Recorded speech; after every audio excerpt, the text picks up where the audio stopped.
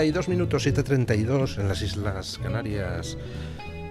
Don Javier Venegas, ¿qué tal está usted? Bien, fresquito, hemos venido hoy fresquitos. Don Javier Venegas es una persona atrevida, porque ya saben que el amarillo es un color difícil para la...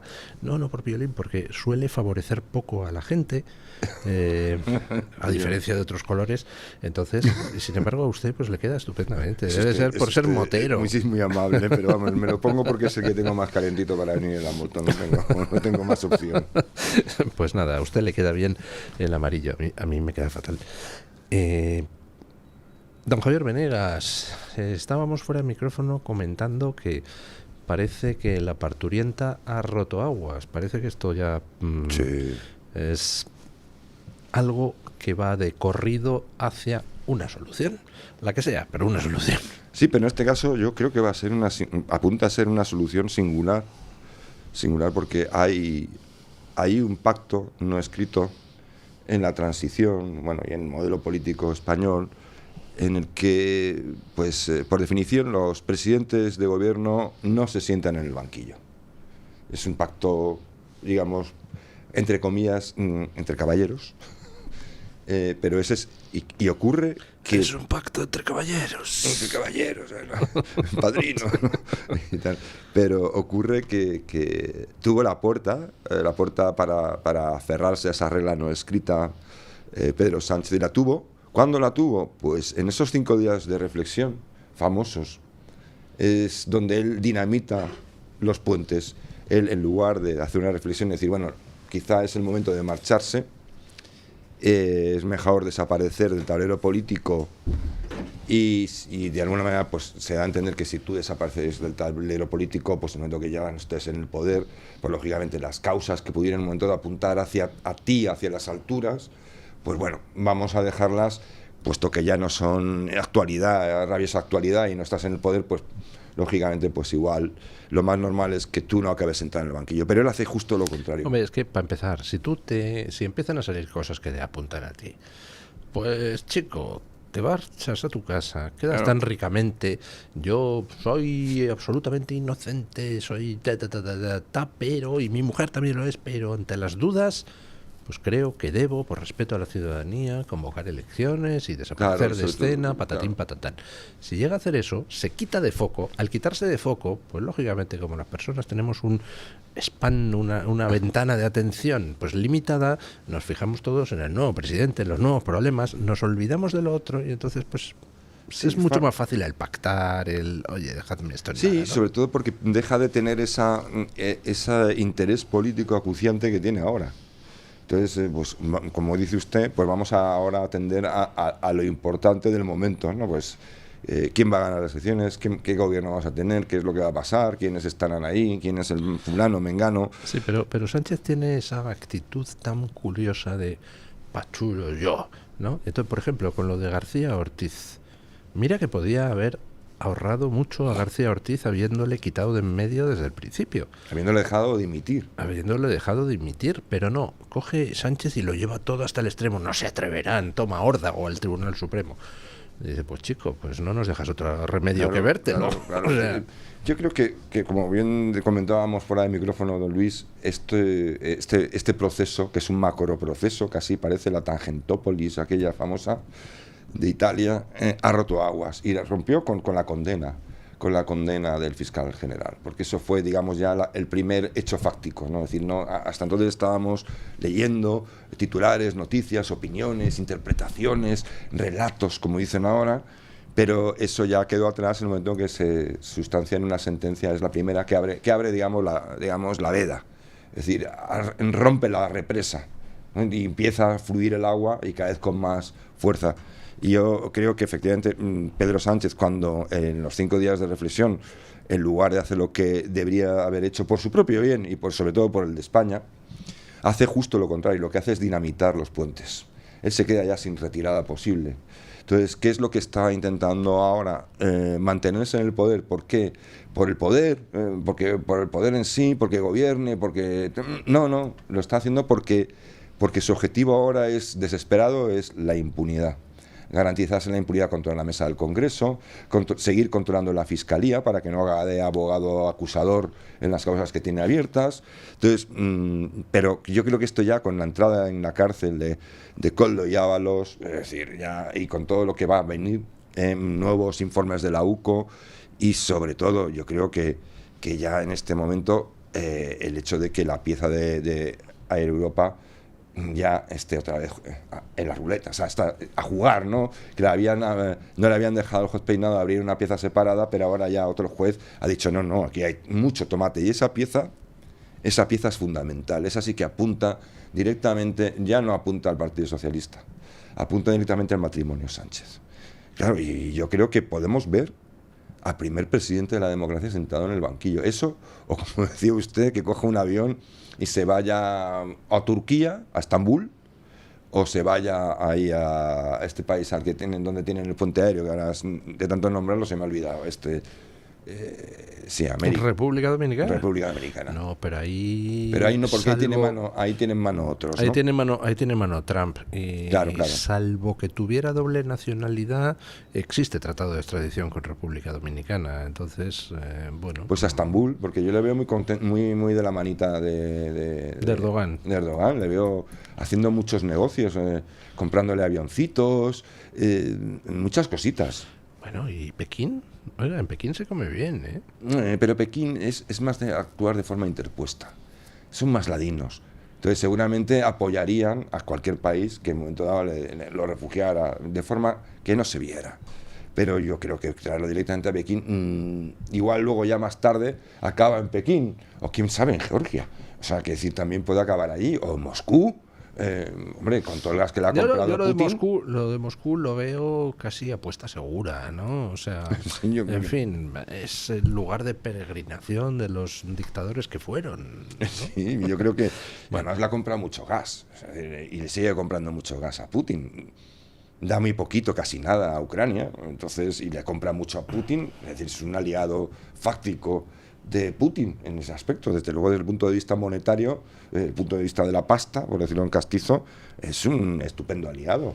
Y sobre todo porque a los otros los tiene ahí a pan y agua. Nos recuerda don Emilio, un oyente que, ojo, que acaba de entregar casi 1.000 millones para el Banco Africano de Desarrollo, y pues andaba por ahí Begoña brujuleando por esas zonas, ¿no? Irse a algún país africano. Bueno, es que el Banco de Desarrollo Africano participan en él muchos países, ¿no? Es decir, no es solo un país u otro, pero curiosamente hay una cosa que es muy llamativa, que se lleva el pastel de todo lo que es infraestructuras, obras y desarrollo en África. ¿Sabe usted quién es? No. China. Ah, bueno. A través del Banco Africano. Es decir, todos ponen la pasta y luego ¿quién cobra por hacer las cosas? China. Entonces, yo no digo que el Banco Africano sea propiedad de China, porque como digo, los participantes son varios y China creo que tiene el 3%, o sea, una porción nominal pequeñita. Pero casualmente se lleva el pastel. No decimos que China tenga el Banco Africano de Desarrollo, pero como en el chiste, ¿no? Aquel de no, pero como si lo seriese, ¿no?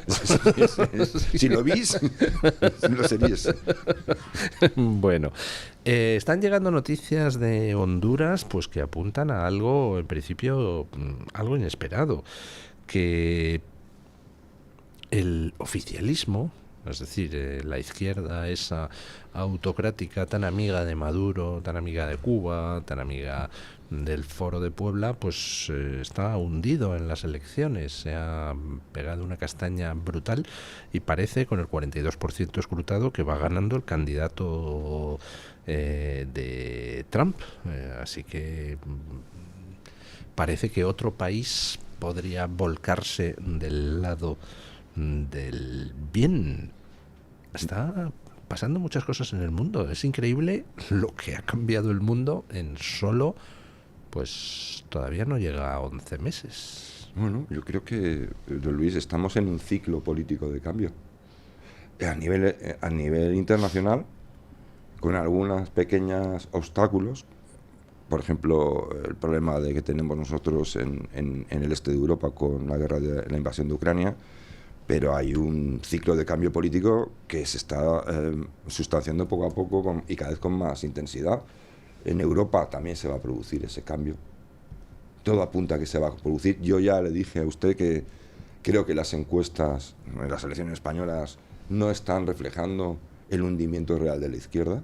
Creo que va a ser mayor, me puedo equivocar, esto es jugar a la ruleta, pero me da en la nariz que va a ser mayor ese hundimiento, entre otras cosas, porque a la hora de preguntar las encuestas, pues el que vota izquierda pues va a seguir diciendo que vota izquierda.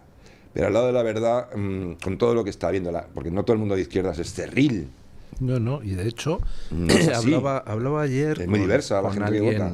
Con alguien que es de izquierda, y tiene muchos amigos de izquierda, y me comentaba el ambiente absolutamente anti-Sánchez que existe en la izquierda española, en el votante tradicional del Partido Socialista, que ve como Sánchez, primero, es un cáncer para España, pero segundo, es que además está hundiendo al Partido Socialista y va a conseguir que desaparezca, con lo cual ya hay fobia personal. Está arrasando, digamos, si de ellos, los que son progresistas, por decirlo así, ¿no?, o más de izquierdas o más de centro izquierda, si hay algo que les preocupa es el estado de bienestar, por ejemplo, ¿no? Es decir, seguir siendo un país, en términos prácticos, bastante socialdemócrata, gobierne quien gobierne, ¿no? Entonces, lo que están viendo es que Sánchez está arruinando cualquier posibilidad de que eso pueda continuar de una forma más o menos ordenada, según su criterio, o sea, según lo que ellos prefieren. Entonces, yo creo que va a haber mucho votante de izquierda, o que no es de izquierda, que no vota a la derecha, porque tampoco es que sean medio leninistas o socialistas de verdad, socialistas convencidísimos. Hay una parte que sí, como hay partes en todos los lugares de la sociedad, para todo. Pero es gente muy diversa y yo creo que simplemente no va a acudir a las urnas. Es una forma que tiene a veces la izquierda descontenta de castigar a los propios. Como no pueden votar a la derecha directamente, dice, pues no votamos. Bueno, también lo hace gente de la derecha de vez en cuando. Sí, sobre todo de la derecha. Pero la derecha se suele movilizar más en estas situaciones. Se suele movilizar mucho. Muy interesante el artículo que publica un licenciado superior del Centro de Investigaciones Sociológicas, analizando lo que son los movimientos y trasvases de votos que está habiendo. Y en esos movimientos y trasvases de votos, pues se ve como hay 200.000 votantes del Partido Socialista que se han pasado a Feijóo. Lógico, entre los dos partidos hay una franja de contacto, pues donde hay gente que no es muy fanática ni del PP ni del PSOE y que oscila en su voto según las cosas. Y lo de Sánchez es tan brutal que 200.000 votantes se han pasado a Feijóo. Pero hay 150.000 votantes socialistas que se han pasado no a Feijóo, sino a Vox. Está habiendo ahí una diferencia en cuanto al votante, el de clase más acomodada, el más licenciados superiores, esos te hacen un trasvase hacia el PP, pero la gente en los barrios a donde se está yendo es a Vox directamente, ¿no? Yo creo que tienen preferencias distintas. Es decir, sus urgencias son distintas. Las urgencias del votante que dice usted, que yo no sé si será licenciado, pero es un votante que tiene una preferencia sobre todo porque el que venga no se cargue el Estado, o sea, es decir, no haga reformas que pongan en cuestión, por así decir, el sistema de pensiones, eso que llamamos la educación y la sanidad, bla, bla, todo ese tipo de cosas. Ese es el votante más burgués, digamos, aburguesado, oye, no peyorativamente, sino que tiene esa simplemente descripción sociológica. Y luego está, digamos, el que dice usted, que es el del barrio, el barrio populoso, el que le están quitando el coche, ¿no?, con todas estas restricciones, el que está preocupado porque hay mucho, lo voy a decir así en plan coloquial, mucho Mohamed por ahí deambulando, porque tiene miedo a otras cosas que no son las mismas que el otro votante le preocupa, y ese seguramente es el que ve en Vox una herramienta más útil para sus preocupaciones, y el otro ve una continuidad más socialdemócrata en el PP. En la parte, digamos, convencional de toda la vida. Yo creo que ese es el trasvase que está produciendo. En cualquier caso, yo sigo diciendo que la izquierda se hunde.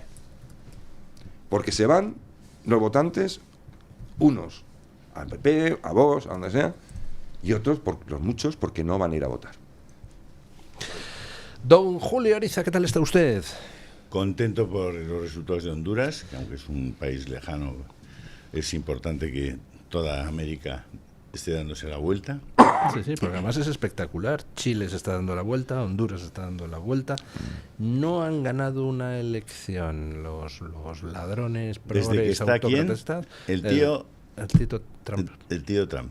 Sí, señor. El tío Donald. Bueno, porque yo creo que te han aparecido como, más Sí. que para influir, como una especie de garantía de que ya no están los malos. demócratas en Estados Unidos Claro. manejando la política exterior de aquella Claro. manera. Y entonces dicen, bueno, Claro. pues nos podemos atrever porque tenemos ahí una garantía de que el ciclo es distinto, ¿no? Claro. Entonces yo creo Por que cierto, hay- ya he hecho públicos todos los papeles de Epstein. No sé, Sí. iba a ser horrible, ¿no? ¿Ha hecho público los papeles? No me he Sí, enterado. claro, sí, hombre, la semana pasada ya. todos. Bueno, están todos a disposición del personal. Vale, bueno, Bueno, nos pues- daremos una vuelta por el National Security. Pues sí, República. me lo voy a tener que mirar a ver qué Decían que demonios. no, que tal, que bueno, pues ahí los tienes.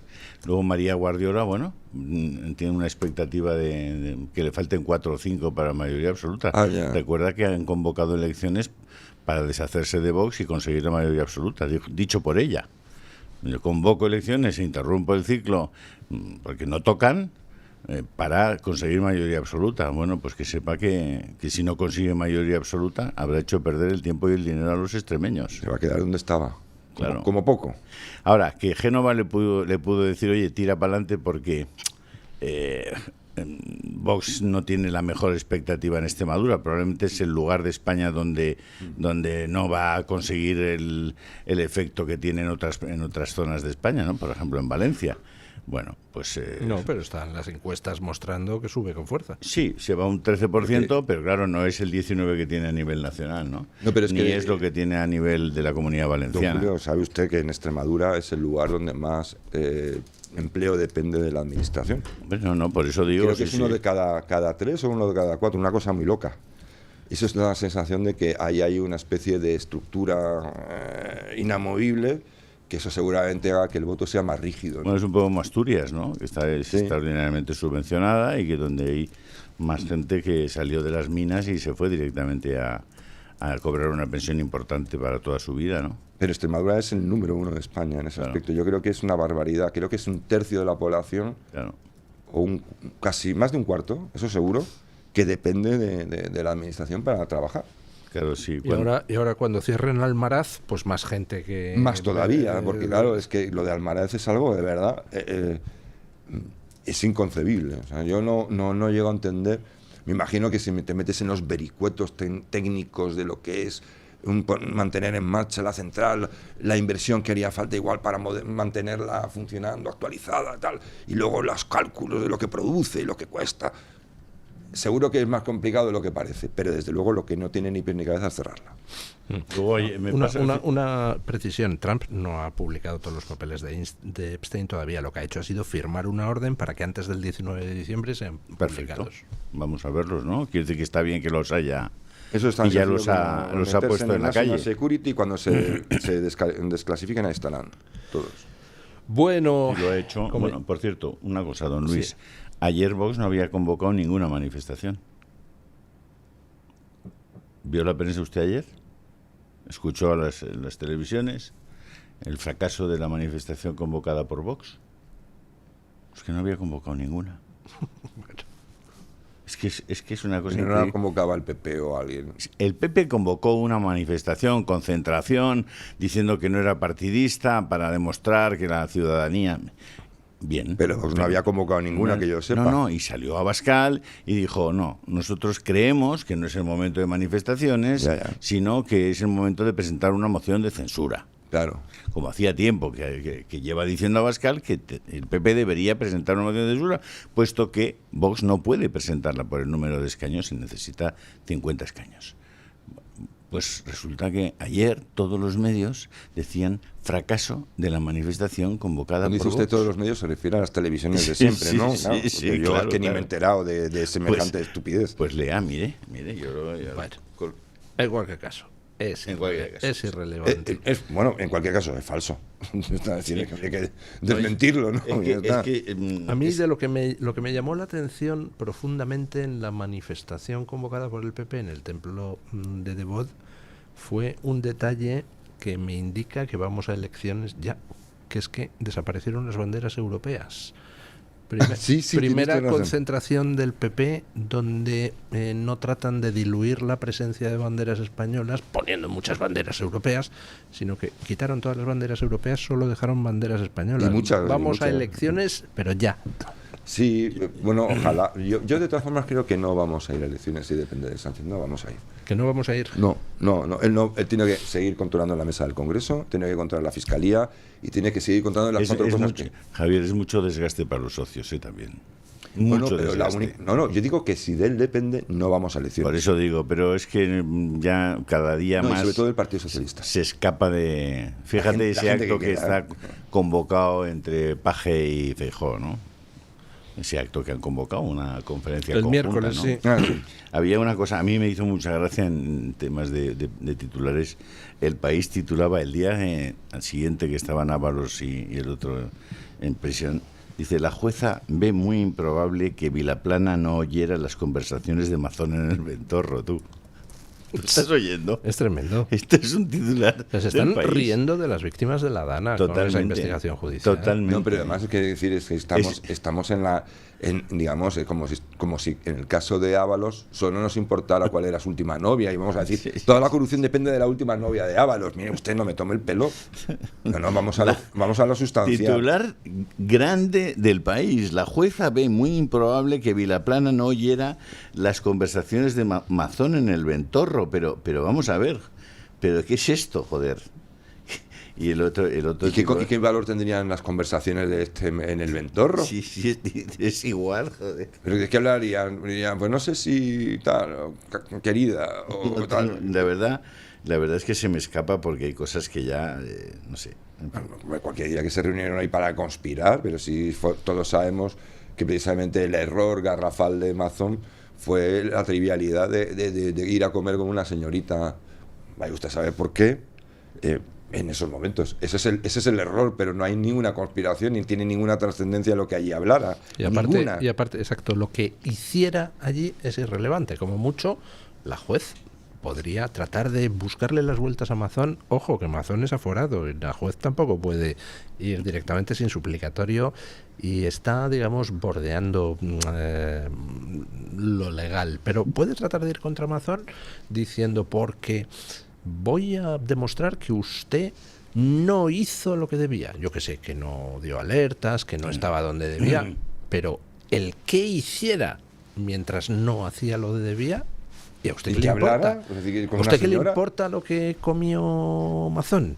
O sea, ¿qué aporta eso para ver por qué murieron 230 personas? Es que es ridículo. Yo creo que se la está jueza, riendo si de verdad de todo el quisiera mundo. destruir esto, lo que tendría que hacer es ir por arriba, ¿no? A lo importante, es decir, ¿cómo es posible que viniera esa bajada de agua tan súbita y tan violenta y pudiera arrasar todo? Eso es lo que tendría que haberse planteado en el juicio. ¿Qué pasó? No exactamente qué pasó solo porque quién no dio la alarma, cuándo dio la alarma, ¿no? Sino decir, ¿cómo es posible que aquello llegara a ocurrir dándose o no la alarma? La investigación de esa juez es algo que clama al cielo. O sea, a ver, que si mañana hay otra riada, pasaría lo mismo. O sea, que Sí. no hay hecho nada. Esa es la cuestión. No han hecho nada. El gobierno de España no ha hecho nada. Mientras le dábamos miles y miles de millones a Cataluña, por ejemplo, en Valencia no han hecho nada. Nada. Y siguen preguntando a ver si Mazón... O sea, pero vamos a ver... ¿Qué pasó en la comida? Sí, ¿de qué Con la hablaron? señora Estaba aquella. oyendo. Como un Titular del culebrón, Mundo. ¿eh? Guardiola arrolla al alfil de Sánchez. Pero Vox sigue creciendo. ¿Pero no es una conjunción adversativa? Sí. Pues ese es el titular del Mundo. Y sin embargo, Guardiola arrolla al alfil de Sánchez. Pero joder, Vox sigue creciendo. Le faltó el joder, que es es una elipsis. cáspita, ¿no? Sí. Vamos a decirlo así un poco más suave. Leches. Canastos, ¿no? Canastos. Bueno. Jopelines. ¿Usted también cree, don Julio, como cree don Javier, que ya se ha iniciado el acto final de la farsa o no? A ver, como creer, le respondería lo de Chesterton. Cuando era joven creía en Dios. Ahora que soy mayor, solo creo en Dios. O sea, Que yo ¿Qué? creo que A saber. estamos ya en los estertores de el crepúsculo de este desgobierno absoluto. Y sí, sinceramente creo que nos iremos pronto a elecciones. Por cierto, la exclusiva de Inda, le felicito. Bueno, una extraordinaria exclusiva de OK Diario. Ahora hablaremos de ello después de la pausa publicitaria. Hacemos pausa publicitaria y nos vamos a hablar de algo pues que yo creo que ya tiene bastante que ver con el hecho de que el tiempo de Sánchez se ha terminado, porque ya estamos viendo acusaciones directas a Sánchez y a su mujer. 9 de la mañana, 8 de la mañana en Canarias, y vamos con esa exclusiva de OK Diario. Parece que de los 3 tenores hay uno que ya está cantando, otro que está calentando y no sabe si cantar Verdi o rancheras, y hay otro que de momento sigue sin cantar, sin decidirse ni siquiera a entonar unos pequeños trinos. El que está cantando de lo lindo, Koldo. Hoy OK Diario pues da más información sobre esa entrevista que le ha hecho Eduardo Inda a Koldo, y ya estamos hablando de imputaciones concretas a la mujer de Sánchez y a Sánchez. Begoña Gómez gestionó para Javier Hidalgo el rescate de Air Europa. Yo le oí, dice Koldo, a Hidalgo que 1 millón era para Begoña. Sánchez llamaba mucho a José Luis Ábalos para interesarse por el rescate de Air Europa. Bueno, con todo esto se le pone la cosa a Hidalgo Junior, a Begoña y a Sánchez ya muy complicada. Empieza a haber materia para que alguien pida un suplicatorio contra Sánchez, y desde luego lo de Begoña parece que tiene una mala pinta judicial tremenda. Y usted, ahí está la clave, don Luis. ¿Y usted cree, o sea, yo voy a hacer de periodista contra usted, que que si eso ocurriera concedería el suplicatorio? No lo concedería. Esa es la cuestión. El Congreso, y por eso... Es que si procesaran a Sánchez, yo creo que no le queda otro remedio. ¿Al Congreso? Sí. ¿Conceder el suplicatorio? Sí. ¿Lo harían? Sí. Bueno, eso es una cuestión crítica, Sinceramente. Porque si no sería un choque brutal. Piensa que ya en este momento la abstención de Junts, sí, deja un empate en el Congreso de los Diputados a 171 escaños. Y la baja de Ábalos decanta la balanza. No, con la baja de Ábalos. Con la baja de Ábalos. Vaya, con lo cual, a la tercera votación queda aprobado, lo que sea. Y están por Ábalos, yo creo que ahí están en los destinos de este personaje que tiene una fregona en la cabeza. ¿Cómo se llama? Puigdemont. Por cierto, pido disculpas a la audiencia porque dije que hacían falta 50 escaños para presentar una moción de censura, y son 35 los necesarios. Sí, según 50 un oyente, es para los recursos de inconstitucionalidad. Eso es. Lo digo para pedir disculpas, porque cuando uno mete la pata... Vale, pues muy bien. Porque yo a veces también me equivoco, don Luis. Pero hasta pocas. Sí. Bueno, ¿creen ustedes que con esto ya Koldo ha quemado los puentes? Yo creo que sí, sinceramente. Yo creo que Koldo y Ábalos van a tener estrategias diferentes, pero Koldo es un pobre hombre. Si es que siempre lo mismo, sale lo que hay de verdad. El poder pasa a través de ti. Y entonces, pues, joder, todos los fotógrafos miran a ti, la gente te mira a ti, todo el tal. Cuando se va el poder de ti, lo que queda eres tú, lo que seas. Y ahora mismo ha quedado lo que son, lo que es Koldo y lo que es Ábalos. Y Koldo es un hombre con escasísima formación y, bueno, muy vinculado a esa forma de entender las fuerzas de seguridad y la milicia, etcétera, etcétera, que es, pues, que así que conocíamos desde la etapa de Villarejo. De hecho, Koldo se ha dedicado a grabar a la gente. Claro. Cuando tú te encuentras con gente que es capaz de grabar a los que están con él, pues tienes un tipo de persona. Y luego hay el otro tipo de persona que es el mayoritario, que es los que no se nos pasa por la cabeza grabar algo. Bueno, es que él es lo que ha sido, es un portero de discoteca que se mueve en unos ambientes y ha desarrollado ese instinto. Ese instinto de saber cuándo vienen mal dadas, de con quién tener cuidado y cómo moverte para que no te pase demasiado. Y yo creo que eso es Koldo. Y Koldo lo va a entender así. Que es lo mejor que nos podía pasar.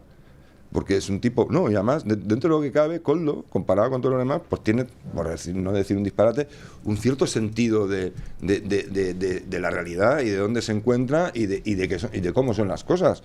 Y no se cree... La relación del PSOE es la propia de una comunidad mafiosa. Le ha dicho a Ábalos, tú has roto el pacto de honor de silencio, por tanto quedas fuera de la organización, por tanto debes morir. La mafia, y eso lo entiende Koldo muy bien, mejor que Ábalos. Claro, lo ha entendido mucho. Pero Ábalos tiene una cadena más que Koldo. Ábalos, recordad que tiene un hijo. Está a punto de también de acabar en los tribunales. Entonces alguien le puede estar diciendo a Ábalos al oído, le digo, no solamente vas tú, es que va a ir tu hijo para adelante. Pero se lo puede estar diciendo para que calle o para que hable. Para que calle. No, para que calle. Para que calle. Pues eso cuadraría con el hecho de la peculiar estrategia de comunicación que ha emprendido Ábalos desde que ha entrado en la cárcel. O sea, es ridículo, pero ridículo. Lo del nombre de Ábalos. Lo de en el nombre de Ábalos se ha puesto como nombre de la cuenta de Twitter, y remedando lo de en el nombre del padre de la película aquella dedicada a los 4 de Guilford, tal. Dices, pero tío, ¿a quién le has encargado la cuenta? Es patético esto. Bueno, pues es evidente que ridículo. él tiene, me parece que son 3 o 4 llamadas al día para hacer, telefónicas. Bueno, pues debe tener a alguien al otro lado al que le está diciendo hoy pon esto, hoy pon lo otro. Pues de verdad cambie. Claro, cambie de caballo. De asesor. No, pero yo creo que estamos, digamos, en los preliminares. Cuando estos señores ya incluso no estén en la misma celda, sino en celdas separadas, que seguramente los han metido en la misma celda para ver si hablaban entre ellos, algo. Por cierto, imaginar. la crónica esa donde decía que el pobre Koldo no había podido dormir en el día del ingreso porque Ábalos roncaba, de verdad, me ha tocado el corazón. Uno no tiene aspecto tampoco Koldo. Pues No casi sé total, si sabéis cómo son los traslados en ese vehículo de la Guardia Civil. No tengo la suerte de trasladar, pero cuando hablas con gente que ha pasado por la cárcel, por prisión, te dicen que lo que más teme un preso son los traslados. ¿Por qué? Pues porque dentro de esas furgonetas, la que habéis visto que para delante de la puerta de Soto del Real, sí. Yo conozco muy bien esa cárcel porque he ido muchas veces a ver a presidiarios allí. Por eso soy abogado y puedo ir como abogado expresamente llamado. Y en esas furgonetas, en esos furgones, lo que hay son celdillas, como si fueran cajones. Sí, asientos separados por una... No separados. Materialmente, celdas individuales. Jaulas, con un asiento metálico. El preso, por ejemplo, Ábalos y Koldo, los esposan por delante y se sientan dentro de una de esas jaulas, ¿vale? Y le cierran la puerta por delante. Todo metálico, sin cinturón de seguridad, ¿vale? Con lo cual van, como podéis imaginar, sentados justito, en el caso de Koldo, imaginaos con el tamaño que tiene Koldo, dentro de una cosa de esas, sin cinturón de seguridad, con una sensación claustrofóbica brutal, y así los trasladan. Quienes han pasado por eso te dicen que se pasa fatal, que te vas dando golpes contra las paredes de esas jaulillas. En desplazamientos largos es una sensación horrorosa, porque tampoco puedes muchas cosas.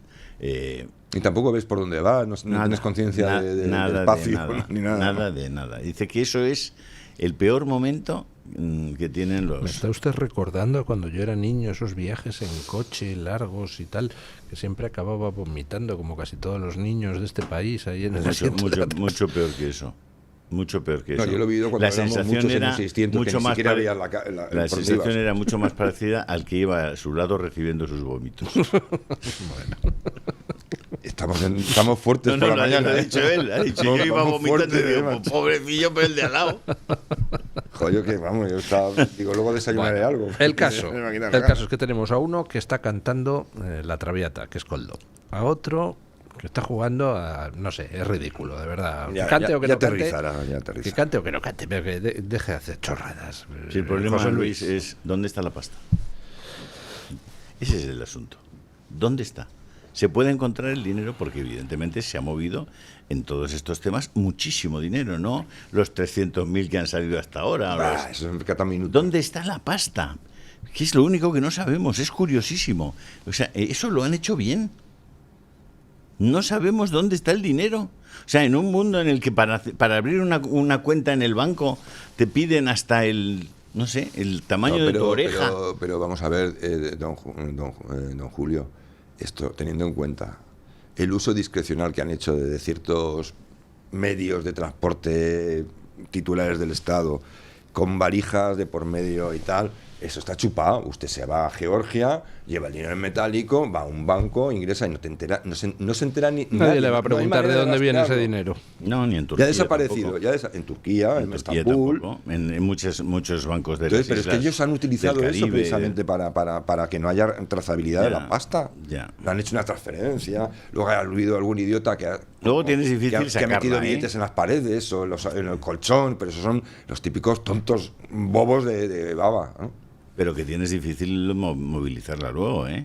O sea, una vez metida la pasta allí, cuidadín, yo creo que a través de terceros. Yo creo que es que esta gente es muy torpe, en realidad. Yo creo que ha sido muy torpe, si no, no estaría en la situación que está. Ni Sánchez, con todo lo listo que es otro torpe de narices, y su mujer, pues una loca de la vida, con perdón, en el sentido de que pensaba que esto todo el monte era orégano y que lo que pasaba en casa, en los prostis de papi, era el mundo, ¿no? Entonces ahí se ha topado con lo que se ha topado.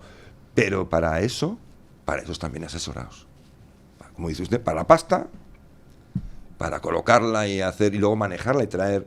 De hecho, yo creo que la negociación, lo más duro que tienen es que si quieren de verdad una exoneración, no exonerada total, pero una reducción sustancial, aparte de colaborar con la instrucción, con la justicia, tienen que dar una señal de buena voluntad, usted lo sabe, devolviendo todo lo posible de lo que hayan robado. Y esa es la parte más dura. A Bárcenas se la encontraron. La encontraron en Suiza.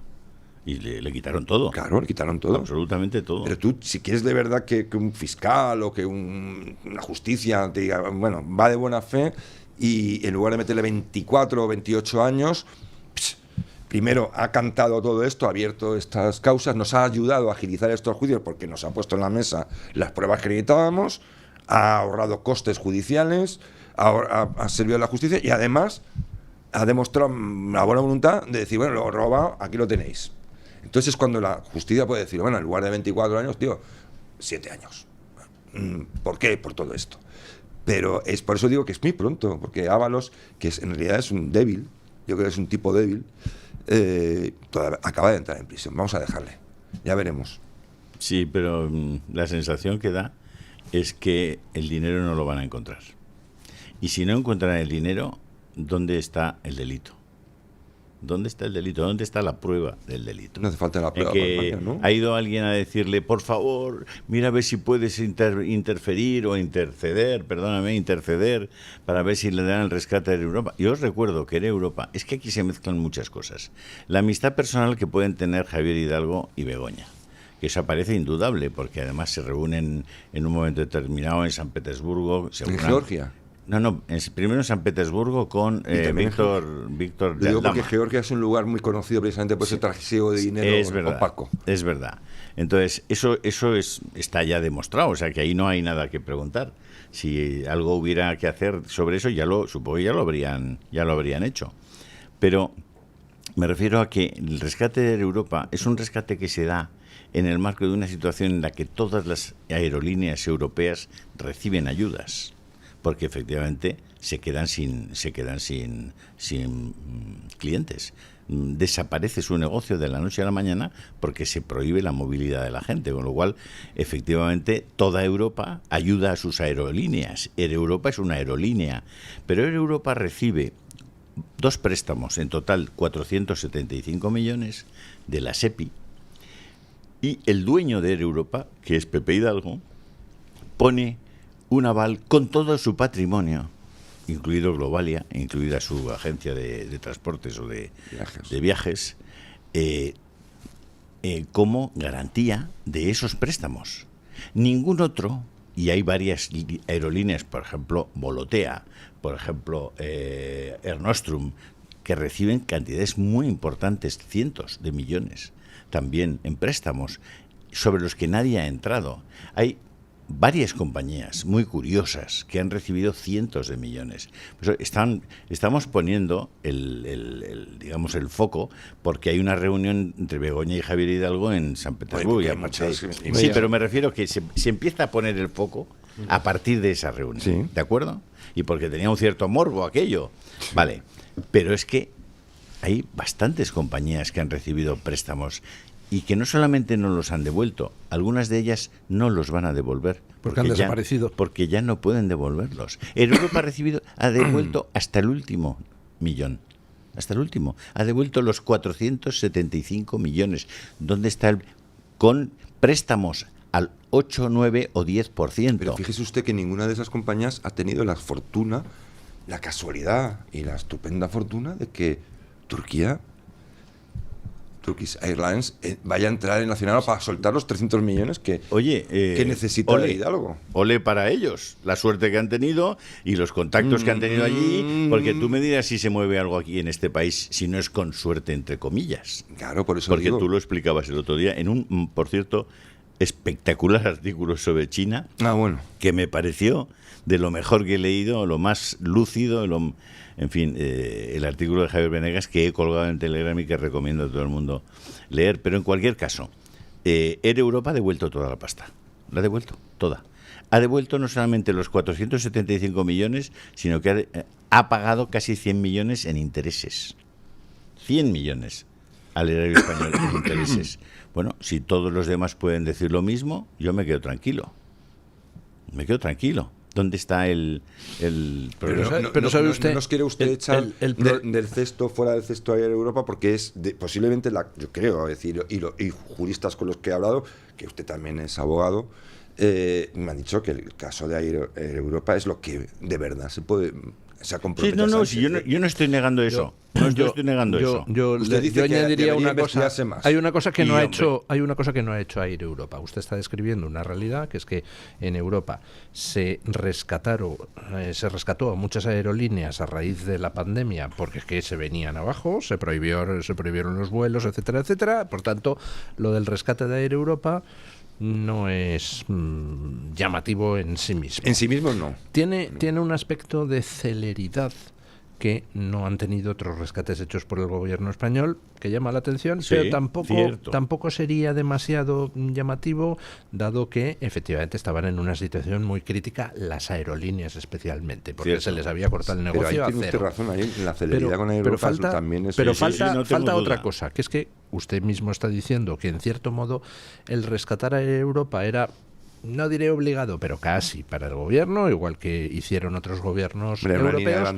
Pero entonces resulta que ante lo que estaríamos es ante una extorsión pura y dura. Sí, tengo que rescatarte, pero pasas por caja o no lo hago. Sí, totalmente. Entonces, Air Europa hay algo que no ha hecho y debería hacer, que es denunciar la extorsión, ¿no? Claro, toda la razón. Curarse en salud, además. Es decir, toda la razón. Sí, pero bueno, ya sabemos que eso no va a pasar porque es que antes es como acusar al padrino antes de que extorsiona. Antes estábamos en San Petersburgo, joder, es que ¿sabes? No, es decir, a mí tiramos del hilo. No, pero en cualquier caso, una de las cosas que yo creo que sí preocupa siempre en estos casos es, oye, ¿cuánto dinero le han robado a los españoles en esa operación? Bueno, en el caso de Europa, cero. Por ahora sale a ceros. Claro, sale a cero. Entonces, y a mí me encantaría, de verdad, que entráramos ahora en un buen informe sobre todos los demás rescatados. Pues, mire, porque igual hay otros Air Europas. Bueno, es que eso en general, en todas las ayudas públicas que se concedieron por cuestión de la pandemia, si nos metemos ahí a investigar, yo creo que nos da un patatús. Nos va a dar un infarto porque claro, creemos que estamos acostumbrados a esas noticias de corrupción, pero yo creo que la realidad puede ser pavorosa. Sí. Lo de que no se está investigando otras aerolíneas es una actualización al siglo XXI de ese lema que rigió nuestro descubrimiento del mundo, el non plus ultra o... A mí me gustaría saber lo de Plus Ultra, me parece infinitamente más escandaloso, efectivamente, que lo de Air Europa, porque fueron casi 50 millones y eso sí que fue a fondo perdido. ¿También los han devuelto? ¿Los han devuelto? Y además han vendido los venezolanos y ahora es una compañía española. ¿Ah, sí? Yes, sir. ¿Han devuelto los 50 millones que recibió Plus Ultra? No, si las empresas al final, aunque tengan que manejarse por los vericuetos de la corrupción, al final son más decentes que los gobiernos. El tema viajes en avión, los últimos 3 años ha hecho así. Pero brutal. Las ¿Ha hecho cómo? Ha ido para pues arriba. Pues Europa ha tenido una EBITDA de 200 millones el año pasado. Para arriba. 200 millones de EBITDA. Imagínate. Han logrado que Europa se valore en una cantidad muy importante. Y todas estas aerolíneas, pero también lo estaba Lufthansa, también lo estaba, ha habido... Lo de Lufthansa es un milagro, o sea, sacó fuera de lo normal lo de Lufthansa. O sea, es un indicador. En realidad todas las aerolíneas europeas deberían estar cerradas, como están muchas tiendecitas que no tuvieron ayudas ni europeas, ni españolas, ni de nadie. O sea, la gente, las peluquerías cerraron, todos los comercios cerraron, menos las panaderías y tal. No, todos Julio, aquellos pero una peluquería no está en un sector estratégico. Bueno, en mi caso sí, porque necesito un corte de pelo urgente. Pero si eres calvo no, pero si no, sí, puedes pero no necesitar. Es como una aerolínea, son magnitudes, yo creo que son negocios. Ya, pero sumas todas las peluquerías, igual es una aerolínea. No, sí, desde el punto de vista de lo que sería Entiéndeme. de lo que sería justo, estrictamente, pues sí es una injusticia, una asimetría. Pero hay tantas, ya empieza a haber tantas injusticias, porque claro, es que los pañales de un bebé en España pagan un 21% de IVA. ¿No te parece una injusticia? Eso me parece una barbaridad. Y un preservativo un 10%. ¿No te parece una injusticia en un país que no tiene hijos? Me parece una auténtica... Se lo voy a decir en castellano, cagada. Por eso, si es que es impresionante. O sea, los pañales de los bebés deberían llevar un IVA mínimo. O cero. Si en un país donde no hay natalidad. En un país donde no hay natalidad. Usted ha dicho un 21. Sí, y salen. Un 21 tiene. 21. Es que me parece una auténtica barbaridad. 21. Porque son cosas de primera necesidad, de absoluta necesidad, como puede ser la alimentación que lleva un IVA reducido. Es decir, tú un niño no lo puedes tener sin pañales. Dándole telas como antiguamente, o pañales de tela de esos que eran tan poco higiénicos, porque claro, no siempre se lavan y hay que lavarlos y no es lo mismo. Pero bueno, son cosas así, que eso son justicias stricto sensu, ¿no? Es decir, no admiten. Pero yo creo que de todas formas que yo quiero confiar, al margen de todas las matizaciones que podamos hacer, de que el tema de Air Europa va para adelante, porque creo que ese es el camino directo al 1. Bueno, hay más caminos directos. Pero si Ábalos se decidiera el cantar... que no tiene escapatoria. Digamos, no va a admitir interpretaciones. El de Air Europa, dices. Sí, si hay pruebas, sí. No, va a ocurrir. No. Es decir, usted es abogado, ¿cómo dice eso? No necesitamos la bala de plata. Necesitamos la gran prueba de la que. Si Koldo declara ante el juez que a él le dijo Hidalgo que le daba que 1 millón era para Begoña, pues ya hay causa. O sea, sí, causa sí. Y probablemente conociendo a Koldo, que lo grababa todo. Sí, eso puede ser. Por cierto, esa costumbre de grabarlo todo, es un problema para Koldo, porque si no aporta la grabación, teniendo en cuenta que lo grababa todo, entonces sus palabras quedan en entredicho, ¿no? Bueno, son discutibles. Son discutibles. Necesita respaldarla con la grabación. Son discutibles, pero además quedarían en entredicho. Dicen, vaya hombre, justo esa no la grabaste. Qué casualidad, ¿no? Sí. Sí, yo creo que hay que creer a los que declaren, a todos ellos, sobre todo cuando lo que digan les incrimina. Esas declaraciones gratuitas en las que sueltan un puyazo a alguien y tal, pero claro, que a ti no te afecta, eso puede ser discutible salvo que aportes pruebas. Claro. Pero cuando de repente hace una declaración y dices, como Aldama ha hecho alguna vez, dices cosas que te incriminan a ti, esas te las tienes. Esas tienen para mí una probabilidad muy alta de que sean ciertas. Bueno, ¿qué diferencia de inteligencia entre Aldama y Koldo y Ábalos en la defensa? O sea, Aldama desde el minuto 1 ha acertado. Y de hecho, él ahora tiene la menor de las penas posibles. El mejor abogado de todos. Claro. El mejor abogado, porque los abogados, por cierto, los abogados que tiene... ¿El abogado que tiene cuál es? ¿Aldama Choclán? Uno que es muy bueno, no me acuerdo el nombre, pero que desde luego... ¿Choclán puede ser? Es bastante bueno, un abogado. ¿El número 1 por lo menos tiene esa o es de los importantes, de los que tienen más fuerza? Pero los abogados que tienen tanto Koldo como Ábalos... Sí, es José Antonio Choclán. Pues no me digas más. Son abogados que un buen penalista, ex juez de la Audiencia Nacional. Sí, es un tipo que es bastante brillante. Pero es que los abogados de Koldo y Ábalos están relacionados con el Partido Socialista. Son muy de la vieja guardia y como... Pues entonces no entiendo el cante de Ábalos. ¿Lo está haciendo al margen de sus abogados? No, yo lo que creo Perdón, el cante de Koldo. Yo creo que ahí lo que hay es una lucha entre fidelidades. Yo creo que el abogado al final tendrá que defender a su defendido, o si no, Koldo tendrá que cambiar de abogado. Pero yo creo que al final el abogado tendrá que hacer lo que tiene que hacer. Pero es curioso que los abogados que están manejando la situación, pues no digo por ponerlos en duda, pero como circunstancia curiosa, es que son personas del Partido Socialista. Hombre, Ábalos y Koldo están en la cárcel y no afiliados, pero que son... Sí, con una condición muy especial, y es que no saben cuándo pueden salir. Y no saben si estamos hablando de meses o de años o de décadas. Paco Correa, por un stand en Fitur de 140.000 euros, ha estado 10 años en la cárcel. No, es que pueden caer penas hasta de 30 años, sí. Creo, ¿eh? Por lo pronto 24. Son sumas. Sí, sumas. Porque como les acusan de varios delitos, al final, pues por prevaricación son 4, por malversación 5. Los diferentes delitos. Y luego, me parece, hasta donde yo recuerdo, tú cumples, lo máximo que cumples es el duplo de la pena mayor. Es decir, que si la mayor te la han puesto por malversación y son 6 años, esa es la pena mayor, aunque sumen todos 25.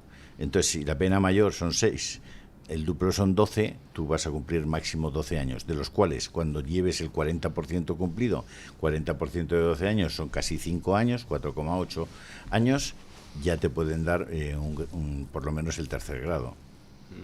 Eso funciona así. Con lo cual ellos pasar en la cárcel, en principio, no creo que sean más de 5 o 6 años, en principio. Luego seguirán en régimen de ir a dormir, etcétera. No, pero yo creo que, no sé usted que no ha estado en la cárcel, sino que ha visitado la cárcel. No, he estado en la cárcel visitando a gente. Sí, viendo cómo es. La jueza diga, no, tienen televisión, tienen... Mire, 5 años privado de libertad en un sitio con personas de aquella manera. No, eso es un... Eso no creo que... a ver, que Ábalos tiene 65 años. Claro, que no es un plato que se trague cualquiera, se lo coma cualquiera. O sea, que Jesús Sepúlveda, que era alcalde de Pozuelo, recordad, acaba de salir ahora, en tercer grado. Jesús Sepúlveda lleva más de 10 años en la cárcel, el marido de Ana Mato, lo recordaréis. Sí, claro. Más de 10 años ahí metido. Es que eso te destruye. Es decir, eso, da igual, ahí todos se igualan. Da igual que seas una persona importante, que un delincuente común, que una pena de 10 años en la cárcel. Yo creo que es brutal para cualquiera. Y cuanto más edad tienes, peor todavía, claro. Peor. Es decir, si entras con 64 años, te meten 5. Y luego en régimen abierto... Otros 5. 75. José Luis... Cambia al tío que lleva tu cuenta de Twitter, de verdad, por favor, fuera. O mejor, y segundo, aprende de Koldo, que está cantando como hay que cantar. Pausa publicitaria y nos vamos a hablar de otro que también lo va a pasar mal próximamente. Por cierto, en Soto del Real, la mayor parte de los presos, cuando yo he estado allí hablando con presos de sobre todo de estos módulos, del 13 y de los módulos de respeto, escuchan y ven el Toro Televisión. Así que muy probablemente te está escuchando José Luis. Gente alrededor de José Luis y de Ábalos y de Koldo. Yo siento aprecio personal y te lo digo con cariño. Envía un abrazo. Cesa al tío que lleva tu cuenta y de envía Twitter. Un abrazo al resto de presos de Soto del Real, porque nos aprecian mucho. Muchos pues presos. Un enviazo. Un abrazo desde aquí, les enviamos, hombre. Pausa publicitaria y nos vamos a hablar de otro que esperemos que acabe no en Soto del Real, sino en algún otro sitio con menos comodidades. Me refiero a Maduro. Bueno, hace algunas semanas les comenté la oferta que el gobierno venezolano le había hecho llegar al gobierno de Trump, que es, venga, vale, concedemos que han ganado las elecciones, pues... la oposición aquí en Venezuela, María Corina Machado, Edmundo González, pero Y yo digo que me voy a ir, dejo a otro chavista y que haga un proceso de transición ordenado en 2-3 años y tal. Y Trump pues le dijo que se fumara un puro, porque evidentemente no le iban a dejar ganar 3 años de tiempo, que son justo el tiempo para que Trump se marche de la Casa Blanca, y con el sucesor pues ya veremos a ver qué tal nos apañamos, ¿no? Este fin de semana se produjo ya una conversación personal entre Trump y Maduro, donde Maduro ya había rebajado las exigencias, y lo que había dicho era que vale, que entrega el poder inmediatamente a la oposición, a María Corina Machado y Edmundo González, pero a cambio de, 1, amnistía para él y su familia, y 2, que el ejército continuara controlado por el chavismo durante una temporada. Y le ha dicho Trump que ya se lo había dicho antes, que cambie de camello, y que por tanto la única salida que le ofrece es pasaporte para él y su familia, paso franco para irse del país a donde elijan. Y bueno, el triple de la mayor, no el duplo. ¿qué? Me acaba de llamar un buen amigo para decirme que es el triple de la mayor, no el duplo. Es decir, que si la mayor son 6 años... ¿de condenas? Sí, son 18, no son el duplo. Estoy esta mañana que mi precisión deja mucho que desear, pero menos mal que hay oyentes que nos ayudan. Se va rectificando, que es lo que importa. Sí. Bueno, con el 50% Maduro, escrutado sigue ganando el candidato de Trump en Honduras, con un 40,6%. Le sigue Nasrallah, que es pues sería algo así como el PP, sí, más o menos, un presentador de televisión famoso allí, con una... A eso llegaremos aquí. Risto Mejide será el próximo presidente socialista. Ese tiene el ¿Qué tienes en 38,8%, Ucrania? y la izquierda oficial se hunde a menos del 20%. Están gobernando y caen al 20% en las presidenciales. Bueno, Maduro, ¿cómo le ven? ¿Sale, no sale del poder? Hombre, Usted ha dicho que le quedan días, sino horas. Yo estoy de acuerdo. Sí. Entonces, como decíamos en la mili, no me quedan días sino horas, como una lavadora, ¿no? Ay, no me hable de la mili, que casi me echan. ¿Le van a dejar irse a Maduro? Hombre, yo le dejaría irse. No, lo suyo es igual. Yo le dejaría irse. Como se vaya, yo creo que el problema va a ser con los suyos, que lo van a encontrar y lo van a Claro. dar un viaje. Pero usted mencionaba esta mañana las personas clave de ese régimen: Diosdado Cabello, los hermanos Delcy Rodríguez y su hermanito, Vladimir Padrino. Eso es. Yo creo que hay un problema grave con Venezuela, más grave de lo que parece. Bueno, no creo, yo estoy convencido. Y es que, claro, el problema no es solo que Maduro se vaya, ni siquiera desmontar la cúpula militar, ni siquiera, digamos, que ya sería bastante, ¿no? Renovar un poco el sistema político, vaciar, echar toda la carcundia que se pueda. El problema es que el país, durante este tiempo, se ha convertido el país en sí mismo. Buena parte de la sociedad, de los que sobreviven en Venezuela, están, digamos, dentro de redes criminales. Es decir, porque ha habido una transformación de la economía, de una economía convencional, productiva y tal, con sectores económicos X o a una sociedad de supervivencia donde en la delincuencia, el tráfico de drogas, el tráfico de armas, el sicariato, ¿no? Los sicarios, se ha convertido, digamos, ha infectado a la sociedad. Es una sociedad de supervivencia. Entonces, yo creo que el que venga, si cuando se vaya Maduro y se vayan, echen a todo lo que se pueda de allí, el que venga lo va a tener muy complicado, porque va a encontrarse con un país con una delincuencia estructural de una profundidad muy importante. Y para eso haría falta un plan de verdad. 30.000 asesinatos al año ahí en Venezuela. Pero es que es la propia... Eso es cuando un país se degrada hasta lo sublime, o sea, hasta lo más allá de lo imaginable. Es como Sicilia, ¿no? En la época Sicilia no era que solo la mafia siciliana, sino la propia sociedad siciliana, esa estaba vertebrada, estaba, digamos, dependía de la mafia. Es decir, su vida dependía de la mafia, ¿no? No era solo que la gente no denunciara por miedo al mafioso, sino porque se quedaba sin trabajo. Porque la actividad de Sicilia estaba controlada por la mafia. Y entonces yo creo que Venezuela tiene ese problema, porque son muchos años, de una propagación de una especie de virus, ¿no? Que lo va asaltando todo, lo va infectando y pudriendo todo, y la gente al final, por eso se han ido tantos que se han ido, porque los que han podido se han ido. No solo porque no tuvieran trabajo, sino por las alternativas. Decían, pues nos vamos. Es que hablamos de Venezuela, claro, ya nos hemos hecho la idea de que Venezuela es un país que está destruido prácticamente, que está extremadamente empobrecido y tal. Venezuela era un país magnífico. Rico. Bueno, ¿dónde iban los españoles, los que no iban a Alemania, tal? ¿Dónde iban a trabajar? Venezuela. Pues iban a Venezuela. Sí, señor. Y tenía unas grandes fortunas que han hecho bueno. Yo creo que si cae el régimen de Maduro y nos logramos enterar cuántos de los venezolanos que hay aquí en realidad lo que han hecho es robar en Venezuela y venir aquí con el dinero robado, y cuáles son los venezolanos limpios y los venezolanos que de verdad huyeron de ese régimen. Pues mire, por regla general, salvando todas las excepciones del mundo que existen, pero venezolano que tiene un piso de 1,5 millones de euros en el barrio de Salamanca, pues hay una alta probabilidad de que sea un bolichico, uno de los del régimen que ha robado lo que sea y manda aquí a sus familiares a ir comprando propiedades inmobiliarias. Si te encuentras a un venezolano haciendo de camarero en no sé dónde, por regla general es alguien que ha salido huyendo de allí, muchos de ellos con una formación extraordinaria, y que se van de allí y cogen aquí lo que sea. Y por cierto, son muy buenos profesionales. Los que primero se van, que tienen dinero, muchos de ellos son simplemente empresarios que tienen que sobrevivir igual como cualquier empresario aquí, que igual tiene que estar con la administración pública negociando. Pero esos, los que de verdad no se han dedicado a robar, eran buenos empresarios en Venezuela, casi todos se fueron de Venezuela hace ya 10, 12 años, por eso 15 años. Que uno de los factores también lo que agrava, no agrava, sino hace más plausible lo que usted explica, es conforme ha ido pasando el tiempo.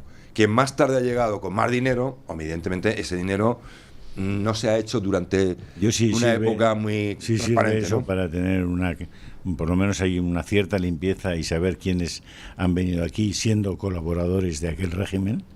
Es decir, que han extraído y han conseguido su patrimonio a base de colaborar con un régimen criminal, como es el de Maduro y era el de Chávez.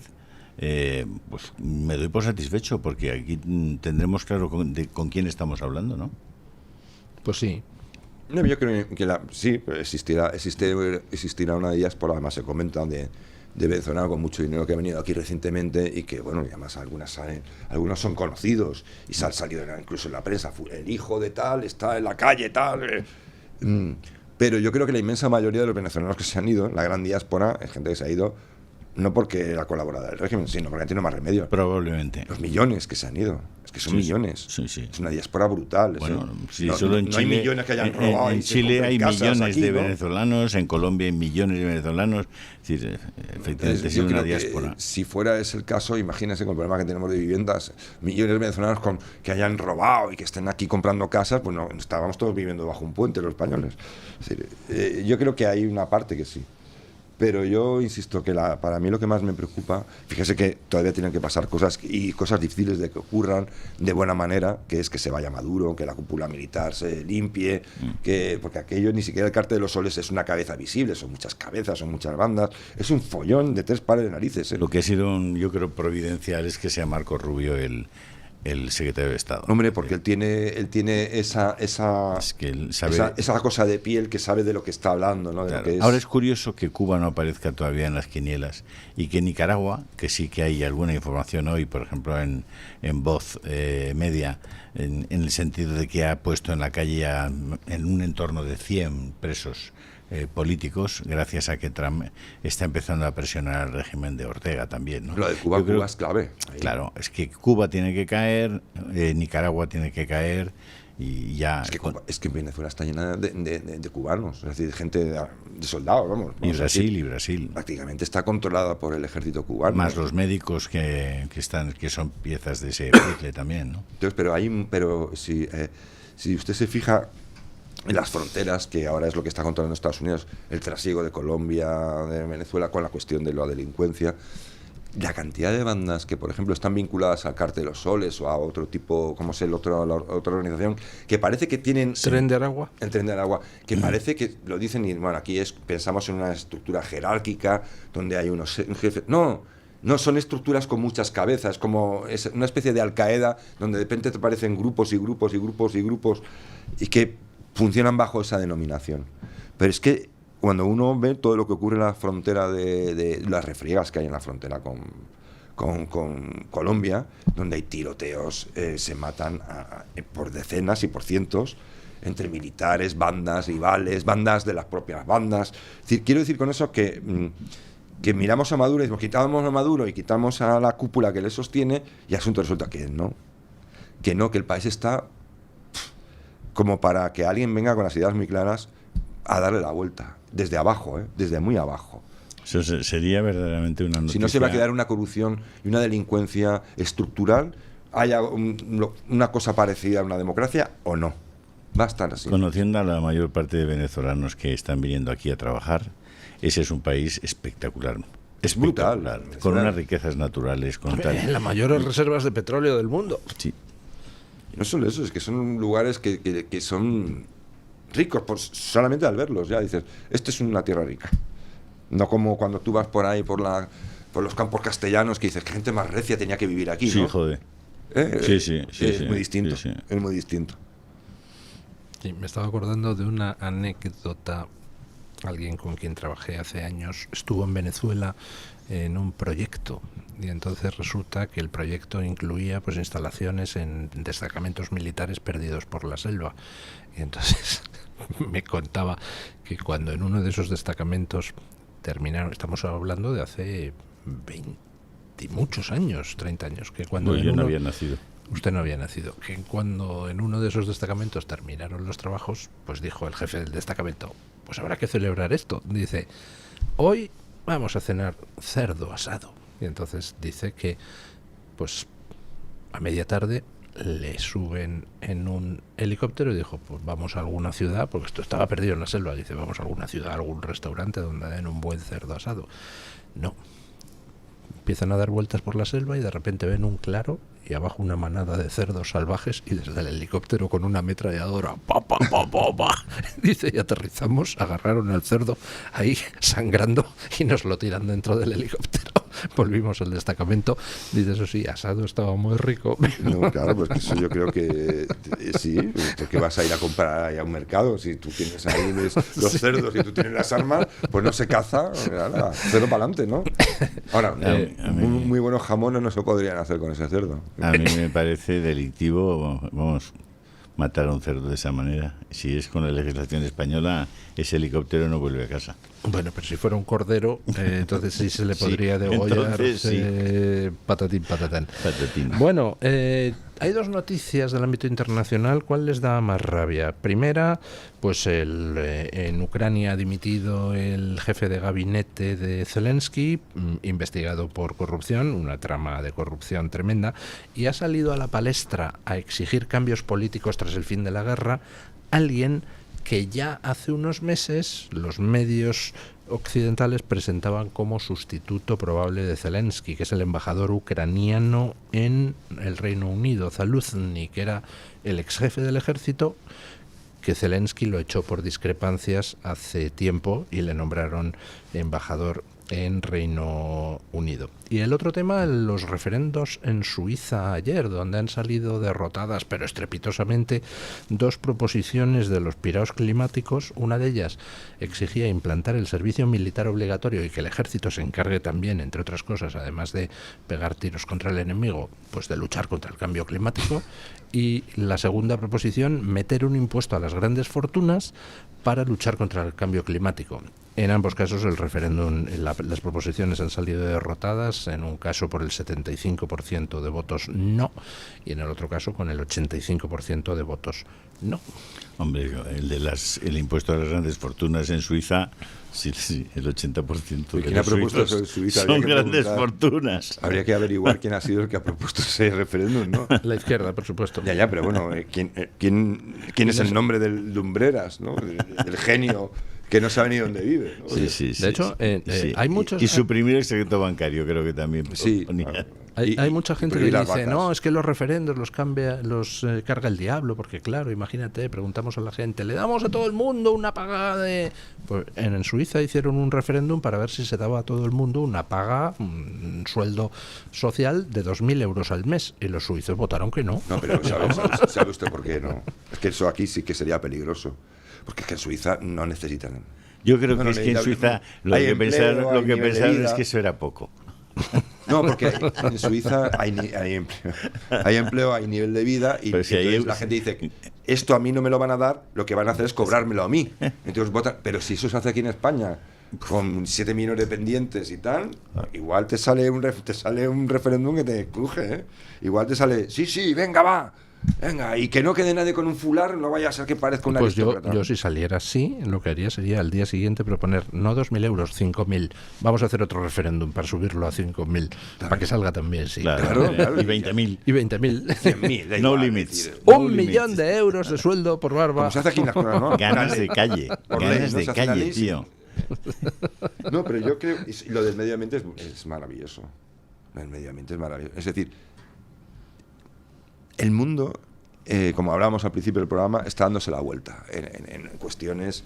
Hemos pasado un ciclo político tela marinera que ha ido además agravándose con el tiempo, se ha ido poniendo más truculento y más woke y más enloquecido, y hemos sufrido un ciclo político y estamos saliendo de él. Yo creo que vamos a salir de él. Pero queda todavía una resistencia, sobre todo con las cuestiones climáticas. Ya se está acabando el asunto, ¿no? Sí, pero sí ha habido una resistencia, porque claro, todavía en la Unión Europea cuesta, Dios, ya ayuda a decir, oiga, no voten Es que ustedes hay esto. hay mucha gente que ha hecho un medio de vida de eso. Claro, se ha quedado una superestructura que depende de esa inercia, ¿no? Depende de eso. Pero yo creo que es urgentísimo, de verdad es urgentísimo, sobre todo para España, un país como España, para Europa en general, pero sobre todo para un país como el nuestro, que tiene mucho genio. Hay gente que tiene... nos falta mucho claro, pero siempre ha habido aquí mucho genio. Necesitamos que se dé la vuelta urgentemente para que aquí el crecimiento económico sea como lo primero de lo primero de lo primero de lo primero, para que no solo las personas jóvenes, sino personas de nuestra edad, incluso más jóvenes, pero no jovenzuelos, tengan alguna opción. Porque es que si no se hace así a la carrera, lo que viene, el mundo está dando un giro brutal. Brutal. Y nos estamos descolgando, y eso... No sé, es que el otro día me decía mi hijo pequeño, que es empresario, está ingeniero y empresario la criatura, y me decía, mirando los impuestos y tal, porque claro, ha tomado conciencia de hasta qué punto te crujen, ¿no? De repente te das cuenta. Trabaja 12 horas diarias, no apenas duerme, y cuando llega a cobrar su pequeño beneficio, llega el gobierno y hace ¡ras! Y entonces dice, papá, mira, yo no quiero milagros, yo no quiero cambios políticos apoteósicos. Dice, ojalá, ¿no? Simplemente que nos dejen respirar. Sí, es acojonante. Es que el que ha montado un bar, después de ahorrar no sé cuántos años, coge un pequeño localito, lo transforma, lo arregla un poquito, tal. Él con su mujer se ponen a trabajar, se levantan para ir a Mercamadrid a comprar para el menú del día no sé cuántos, tal, y cogen a una persona, imaginaos, pues para camarero, o para una chica para camarera, cocinero, o incluso pueden hasta coger al marido de la chica porque ha conectado con ellos y son tal, y él pues se ocupa de la limpieza o de ir a buscar las mercancías a Mercamadrid o lo que fuera, ¿no? Y esa chica se queda embarazada. Muchacho, ya puedes cerrar el bar. Ya puedes cerrar el bar. Como se empieza a encontrar mal en el embarazo la chica, ya no te vuelve a trabajar hasta el cabo de un año, con suerte. Hasta el cabo de un año. Y además él tiene 4 meses obligatorios para coger vacaciones cuando nazca la criatura. Es decir, es que es imposible. Mientras que el que está pagando eso, si se queda embarazada su mujer, trabaja hasta el último día del embarazo. Hombre, claro. Cuando tienen al niño, al cabo de 3 días o de 5 o de 2 semanas, se incorpora al trabajo. Y se ha terminado. Y el autónomo en este país no tiene ningún derecho. Y el empresario, el trabajador, no el gran empresario, digo, el que emprendedor, que lo llaman ahora, ¿no? Porque el empresario, como suena facha, pues vamos a decir emprendedor. Emprendedor. Que emprende. ¿No? Empresario de toda la vida, ¿no? Que el empresario es una persona que acomete empresas. El que hace cosas, grandes cosas. Está machacado. Y sabe que hasta el mes de agosto no va a empezar a trabajar y para eso, sí mismo. Yo creo que, don Julio, que eso es una prioridad, digamos, lo voy a llamar política, pero bueno, porque la fuerza ahorca, pero es una prioridad existencial. Javier, en la política, Javier, ¿tú eso. crees que es normal que la electricidad, que es un bien, vamos, como el pan? O sea, es que no puedes vivir sin electricidad, sin pan sí, pero sobre todo si eres celíaco además, fíjate, pero sin electricidad no. ¿Sabéis los impuestos que pagas en el recibo de la luz? Lo sabemos, sí, somos conscientes. O sea, Algunos pagan. ¿Cómo es posible que la electricidad no esté exenta de impuestos? O sea, que paguemos lo que cueste la electricidad. Por lo menos un mínimo exento al mes para las familias. Por favor. Un consumo, porque igual luego hay picaresca, luego mete... Sí, luego el que tiene la plantación de marihuana, esas Sí, cosas y tal, pues eso que se pague la factura de la Sí, luz, eso ¿no? al 21%. No, pero es así, porque, el combustible igual. Bueno, Es que igual. España es el único país que se graba con un impuesto al impuesto en la gasolina. Sí. Y te meten un precio, te meten una serie No, de en la impuestos. electricidad también. Y luego además te meten el IVA sobre la sí. suma total. Es decir, te está grabando con un impuesto el impuesto. Sí. Es una cosa como diciendo, vamos a En ver. cascada. Pero esto, claro, hasta que no te mueres de hambre ocurre algo muy chusco. Oiga, es curioso eso, tiene usted razón. Impuestos sobre el valor añadido. Una empresa fabrica algo y dice, pues has añadido Lo vende un valor. poquito más. Te pongo un impuesto por el valor del producto, del cual tú te quitas Eso el es. IVA de los insumos, tal. Pero en el caso de la gasolina, donde luego hay un impuesto del Estado y te cobran IVA sobre el impuesto del Estado, los impuestos que el Estado pone son Llevan un IVA. valor añadido. Llevan IVA. Claro, es impuesto sobre el valor añadido. Eso Porque es- el valor, Es increíble que eso sea legal. Legal, sí señor. O sea, es no, inc- no... Lo que es increíble es que tú, con un impuesto mucho más razonable, por 4% en total, ya está, oiga, ¿para qué quieres más? Estaría usted, va al surtidor, donde pone 150 céntimos o 1,5 €, estaría usted pagando 70. Claro, es que esto...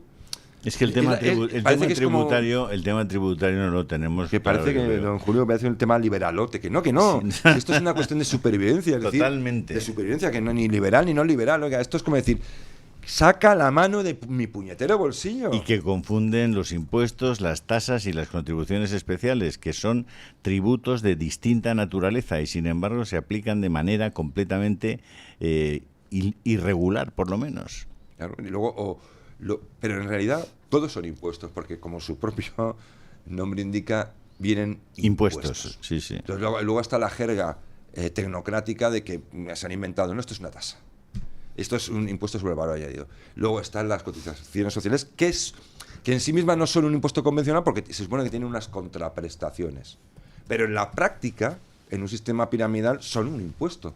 Porque a ti, tú por lo pronto vas pagándolo. Y luego cuando te llegue te toque la contraprestación ya veremos, ¿no? ¿Cómo están las cosas? Y con el IRPF, que te tiene que devolver dinero un año después. Claro. Es que es una cosa acojonante. Entonces eso, o Pero cambiamos bueno, eso. Eran tributos antes, se llamaban tributos. Yo pongo Ahora eso. efectivamente son impuestos. Exacto. Y usted sabe que los parlamentos se crearon precisamente para eso. Sí, claro. Para controlar el gasto. Ahora los parlamentos se crean para animar el gasto. Es decir, vamos a gastar en para esto. incrementar. Se ha dado la vuelta, pero Sí. yo creo que esto es fundamental que entendamos que precisamente así es como estamos de mal. Estamos fatal. Y estamos haciendo a los chavales la vida imposible. Alguien viene. Que no estamos tan mal. Se lo digo yo, el amarillo le sienta bien a usted, es una persona peculiar. Doña Carmen, ¿está usted de acuerdo conmigo? Buenos días de nuevo. Buenos en que días. el amarillo suele ser difícil que Es le quede a difícil. uno bien. Y yo le tengo mucho cariño al amarillo porque es un color que utilizaron los independentistas catalanes, se adueñaron del color amarillo en aquella época. Entonces es un color que yo reivindico, el amarillo es de todos. Yo también, porque los submarinos son amarillos, ¿no? Sí. Ya en el Beatle. Yellow Submarine. Y había un tractor también. Pero, que pero a era mí, amarillo. Yo también pero a era mí muy fan esto del de que tractor amarillo. esto de que vista de amarillo y se ponga a escribir como loco sobre la infiltración china, me... ¿Está usted atando cabos? Estás sospechando. Estoy formateado, ¿no? Vengo formateado de casa. Doña Carmen Carbonell, ¿qué dice nuestra audiencia? Bueno, don Luis, les estábamos preguntando hoy en particular por el tema de la dictadura venezolana y sobre todo con ese movimiento del que estaban ustedes hablando de Donald Trump, que en un momento determinado ha dicho que iba a tomar carta sobre el asunto del narcotráfico y del terrorismo que está penetrado en la dictadura de Nicolás Maduro. Concretamente, si le parece bien, le recuerdo la pregunta. ¿Cree que funcionará el ultimátum de Donald Trump y que Nicolás Maduro huirá del país? Dábamos 4 opciones. La primera sí, la segunda no, la tercera no lo sé y la cuarta no me importa.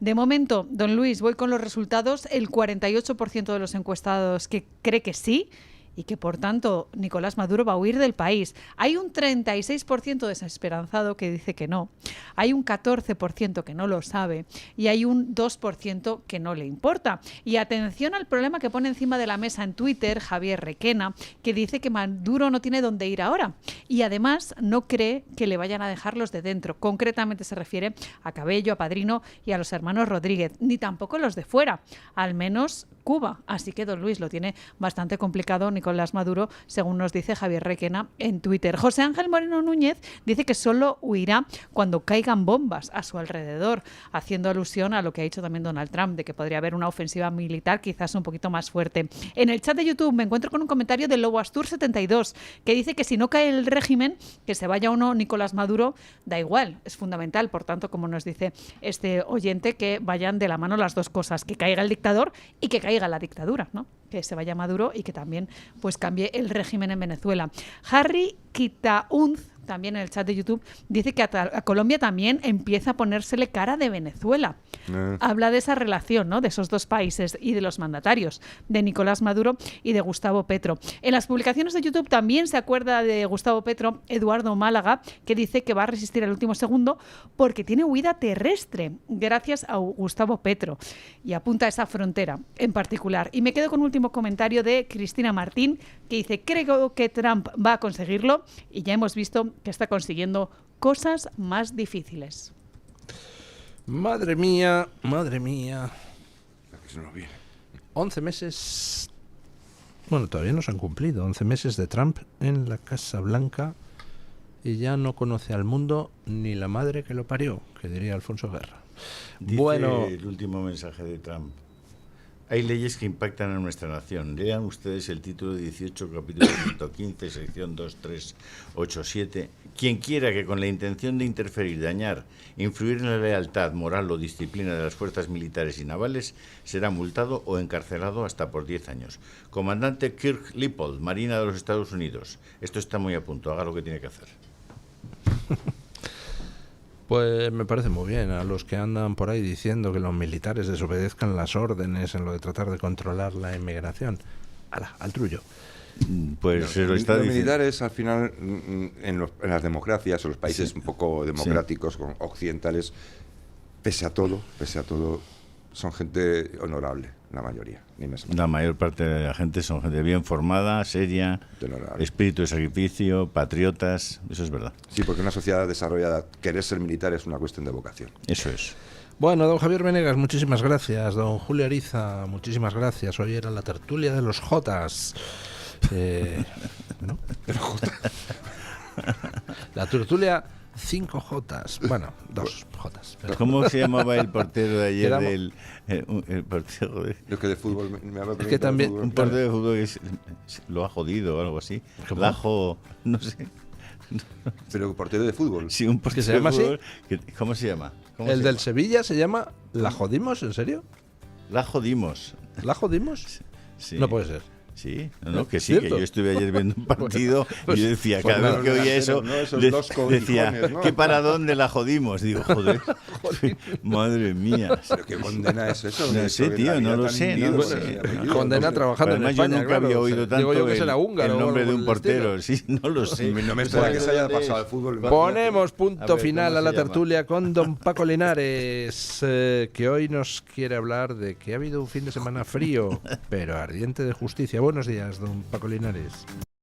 Mis saludos más cordiales para usted, don Luis del Pino, para ese selecto equipo de profesionales que usted tiene y para sus teleradioescuchantes. En 21 capitales españolas se reunieron ayer miles de autónomos, convocados por sufridos colegas de este colectivo, los autónomos, que tan castigados han sido y continúan siendo por la hacienda pública y otros segmentos políticos. Los autónomos organizadores han creado una entidad que se llama Plataforma por la Dignidad de los Autónomos. Reivindican, entre otras cosas, cuotas proporcionales a los ingresos, el fin de la excesiva burocracia para este colectivo, la exención del IVA hasta 85.000 euros o la eliminación del rol de los profesionales como recaudadores del Estado. Carmen Corredor, una de las coordinadoras de la marcha en Madrid, avanza que si las administraciones siguen sin escuchar, continuarán las protestas con concentraciones mayores o incluso paros. Los lemas han sido, abro comillas, si el autónomo desaparece, España se desvanece. Otro, abro comillas, si el autónomo enferma, no puede pagar la cuota, lo condena. Cierro comillas. Y en Cataluña, autónomos asfixiados. ¡Basta ya! Y por último, ayer el Partido Popular, tan oportuno como siempre, también convocó otra manifestación el mismo día. Feijóo pidió a Junts y al PNV que se retraten. El PNV, Junts y el propio Partido Popular se retrataron ya en las dos mociones de censura que presentó Vox. ¿Dónde estaba el Partido Popular? Pues con Junts y el PNV, entre otros. Vox se adelantó por goleada. De momento, Vox da más credibilidad. Mañana, más y mejor. Punto final.